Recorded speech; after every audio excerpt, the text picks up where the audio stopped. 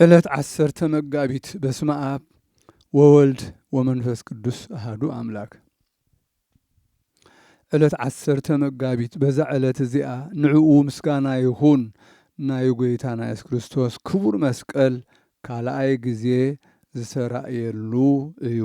ቀዳማይ ብኢድ እሌኒ ኣደ ጻድቕ ንጉስ ቆስጠንጢኖስ ንሳ ንእግዚአብሔር መብጽዓ ተመባጽዐት ቆስጠንጢኖስ ወዳ ናብ ሃይማኖት ክርስትናን ተኣትዩ ናብ ኢየሩሳሌም ከይዳ ነቲ ተሓቢኡ ዘሎ ዕፀ መስቀል ጎይታ ካብቲ ተቐበይርዎ ዘሎ ከተውፅኦ ነቲ ናብ ኢየሩሳሌም ዘለዋ ቅዱሳት ቦታታት ኣብያተ ክርስቲያናት ክትሃንፀት ተመባጽዐት እሞ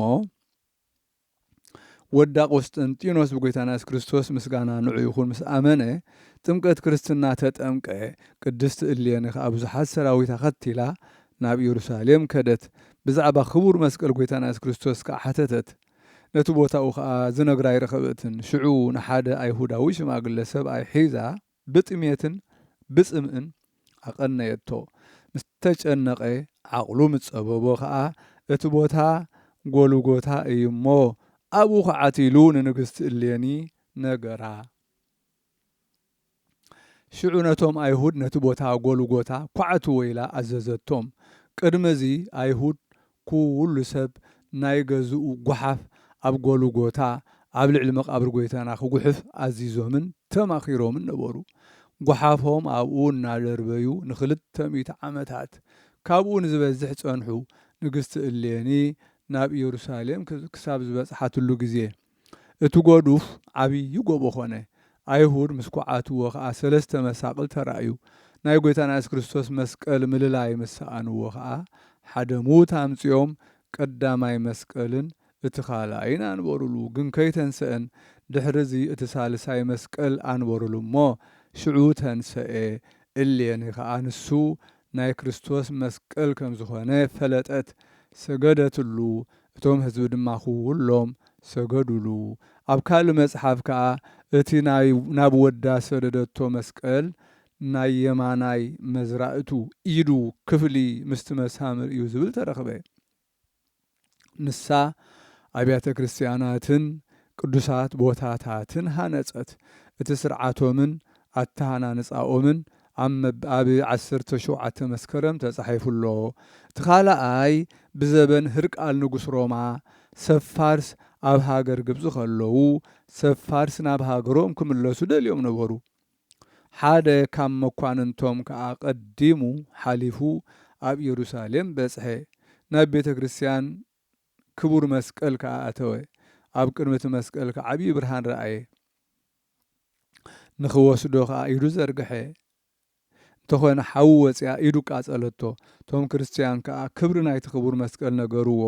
ንዕኡ ነቲ መስቀል ብዘይካ ክርስቲያን ካልእ ማንም ክሕዞ ኣይክእልን እዩ በልዎ። ንሱ ከዓ 2 ዲያቆናት ሒዙ ነቲ ክቡር መስቀል ክሽከምዎ ኣዘዞም። ብዙሓት ሰባት ማሪኹ እውን ንሃገሩ ተመልሰ፣ ንሃገሩ ኣተወ። ህርቃል ንጉስ ሮማ ሰብ ፋርስ ንኢየሩሳሌም ከም ዘዕነውዋ ብዙሓት ሰባት እውን ከም ዝማረኹ ነቲ ክቡር ዕፀ መስቀል ጎይታ እውን ከም ዝወሰድዎ ምስ ሰምዐ ኣጸቢቑ ሓዘነ። ናብ ፋርስ ኸይዱ ድማ ምስ ንጉስ ፋርስ ተዋግአ። ተዋጊኡ ድማ ኣሰነፎም፣ ቀተሎም። ናብ ኩሉ ዓድታቶም እናዞረ ድማ ነቲ ክቡር መስቀል ጎይታ ደለዮ፣ ግና ከይረኸቦን። እቲ ነቶም ዲያቆናት ኣሸኪሙ ዝወሰዶም ገዛኢ ካብቲ ኣብ ፊት ገዛውቱ ዘሎ ዓውዲ ኣብ ሓደ ቦታ ኣዕሚቖም ጉድጓድ ኩዒቶም ነቲ ክቡር ዕፀ መስቀል ኣብኡ ክቐብርዎ ኣዘዞም። ምስ ቀበርዎ ከዓ ነቶም ዲያቆናት ቀተሎም። ሓንቲ ካብ ኣዋልድ ካህናት ዝኾነት ጓል ከዓ ኣብ ቤት እቲ ገዛእ ትቕመጥ ነበረት። ነቶም ዲያቆናት ክቐትሎም ከሎ ብመስኮት ቤት እቲ ገዛእ ኮይና ትርእዮም ነበረት። ንሳ ከዓ ንህርቃል ንጉስ ሮማ እቲ ገዛኢ ነቲ ክቡር መስቀል ኣበይ ከም ዝቐበሮን እንታይ ከም ዝገበሮን ነገረቶ። ንጉስ ሮማ ከዓ ጸቢቑ ተሓጐሰ። እታ ጓል ከዓ ነቲ ንጉስ ምስ ሰራዊቱ ኤጲስቆጶሳትን ካህናት እውን ምስኡ መሪሓ ኣብቲ ቦታ ኣብጽሓቶም ኩዒቶም ከዓ ንክቡር ዕፀ መስቀል ረኸብዎ። ካብቲ ጉድጓድ ከዓ ኣውፅእዎ፣ ሰገዱሉ። ከዓ እቲ ንጉስ ከዓ ጸቢቑ እናተሓጐሰ ነቲ ዕፀ መስቀል ብኣልባስ መንግስቱ ጠቕለሎ። ምርካቡን ምግላጹን ካልኣይ ዕለት 10 መጋቢት ኮነ። ድሕሪ እቲ ንጉስ ነቲ ዕፀ መስቀል ምስኡ ናብ ሃገር ቁስጥንጥንያ ወሰዶ። በረኸት መስቀሉ ምሳና ይኹን ንዘለዓለመ ዓለም ኣሚን።